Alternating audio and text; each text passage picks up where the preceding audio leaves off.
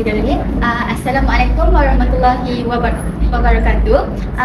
Dan salam sejahtera kepada semua hadirin yang saya hormati dan salam penuh penghargaan saya ucapkan kepada para pensyarah iaitu Puan Citra dan Puan Rida serta semua yang hadir pada hari ini yang sudi meluangkan masa dan komitmen untuk bersama-sama dalam sesi yang amat bermakna ini.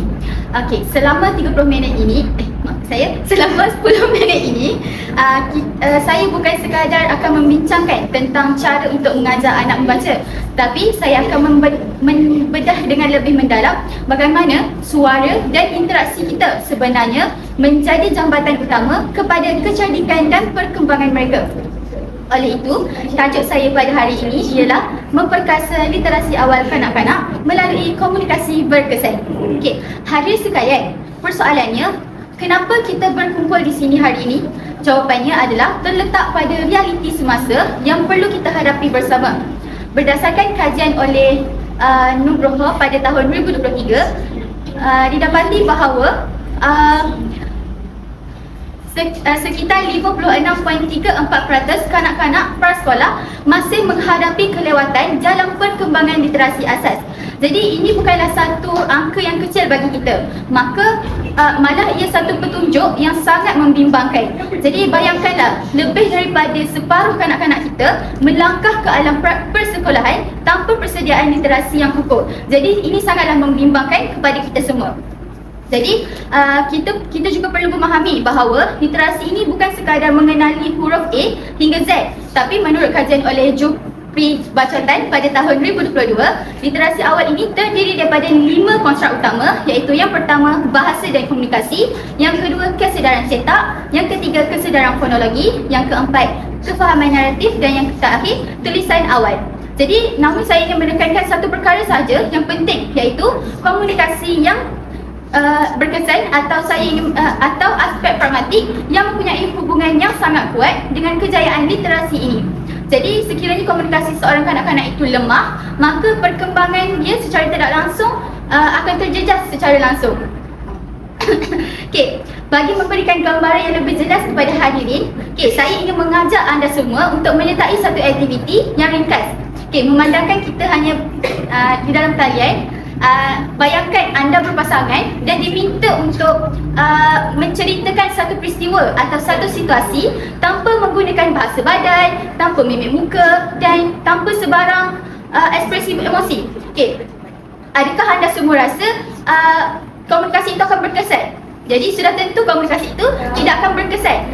Jadi melalui pengalaman ini kita dapat melihat bahawasanya komunikasi ini bukan hanya tentang perkataan tetapi juga melibatkan emosi, intonasi dan juga interaksi yang hidup. Okey, seterusnya.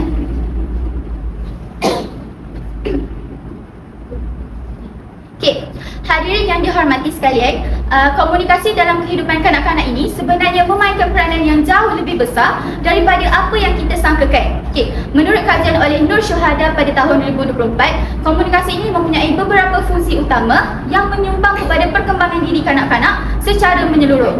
Jadi melalui komunikasi ini, kanak-kanak dapat mengeksplorasikan diri mereka, mengenal siapa diri mereka dan membina identiti peribadi mereka. Jadi pada masa yang sama, komunikasi juga membolehkan mereka berinteraksi dengan orang lain dan belajar untuk bekerjasama.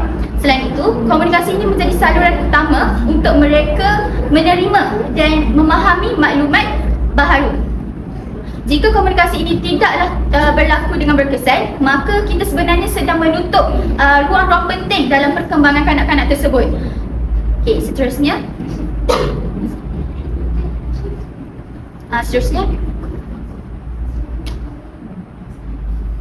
Seterusnya.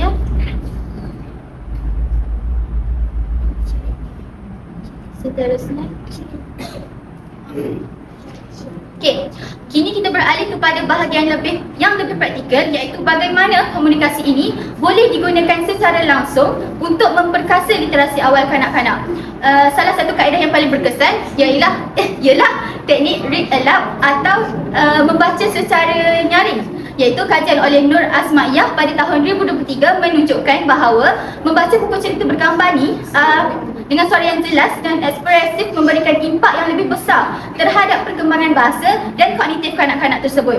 Jadi apabila kita membaca kepada kanak-kanak, kita bukan sekadar menyampaikan cerita je, tapi kita sebenarnya sedang memperkenalkan kosakata baharu, kita melatih kanak-kanak tu faham struktur ayat, dan kita bantu kanak-kanak tu untuk membina imajinasi mereka. Jadi penggunaan intonasi suara yang berbeza untuk setiap watak akan menjadikan cerita itu lebih hidup dan menarik perhatian mereka. Kalau kita pun suka kan kalau orang bercerita dengan kita menggunakan intonasi yang berbeza-beza kan? Okay. Seterusnya.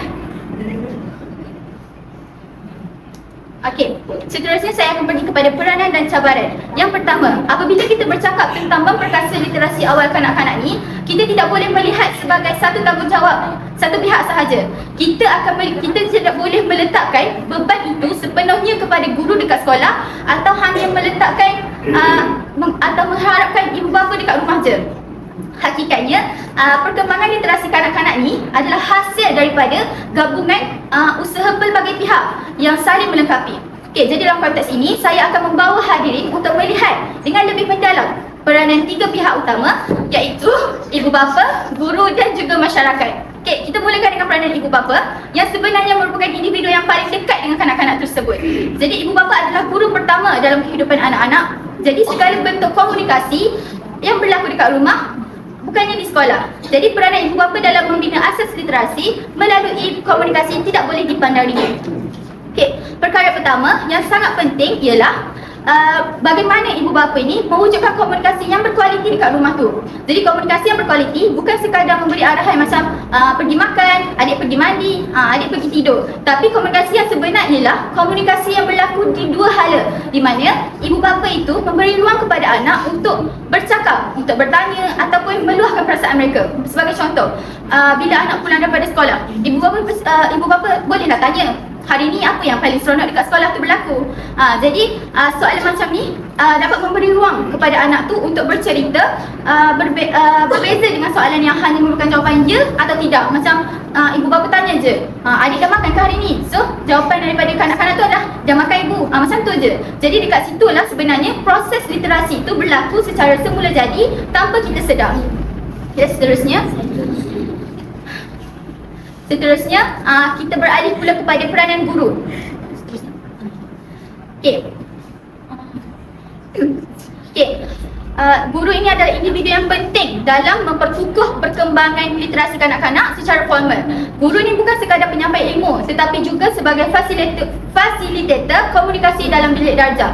Jadi salah satu peranan utama guru adalah menggunakan strategi komunikasi yang interaktif dalam proses pengajaran dan pembelajaran. Jadi pembelajaran yang hanya berpusatkan guru ni, di mana guru bercakap dan murid hanya mendengar, tidak lagi sesuai dalam konteks pendidikan masa kini, iaitu guru perlulah memberi ruang kepada murid itu untuk bercakap, bertanya dan memberi pandangan. Okey, seterusnya saya akan pergi pula kepada peranan masyarakat. Masyarakat ni perlulah mewujudkan persekitaran yang menyokong budaya literasi. Contohnya mewujudkan perpustakaan komuniti, sudut bacaan di tempat awam dan program membaca bersama untuk memberi pendedahan kepada kanak-kanak tersebut. Jadi bila kanak-kanak ni melihat orang sekeliling tu menghargai ilmu ke, membaca, mereka tu akan terdorong juga untuk melakukan perkara yang sama. Akhir sekali, setiap individu dalam masyarakat perlulah menjadi contoh teladan yang baik dalam komunikasi ini. Cara kita bercakap, cara kita berinteraksi, semuanya diperhatikan oleh kanak-kanak tersebut. Jadi jika kita mengamalkan komunikasi yang sopan, menghormati orang lain dan menggunakan bahasa yang baik, kanak-kanak itu akan meniru dan membesar dalam persekitaran yang positif. Okey, seterusnya saya akan pergi kepada cabaran yang akan terjadi. Yang pertama, cabaran yang pertama ialah kurangnya kesedaran dan pengetahuan dalam kalangan ibu bapa tentang kepentingan literasi awal. Jadi tidak semua ibu bapa ni memahami bahawa perkembangan literasi sebenarnya bermula sejak anak masih kecil. Jadi bukan hanya apabila anak ni masuk tadika atau sekolah rendah, tapi ada yang beranggapan bahawa selagi anak ni belum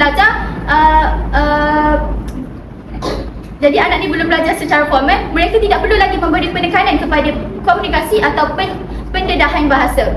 Okey, seterusnya Okey, tuan-tuan dan puan dan dihormati, tanpa kita sedar masa 10 minit kita hampir sampai ke penghujungnya.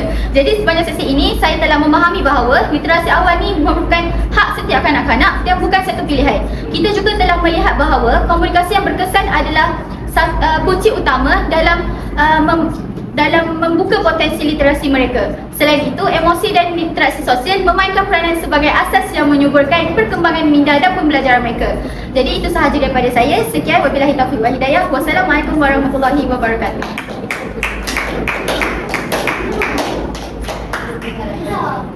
Terima kasih.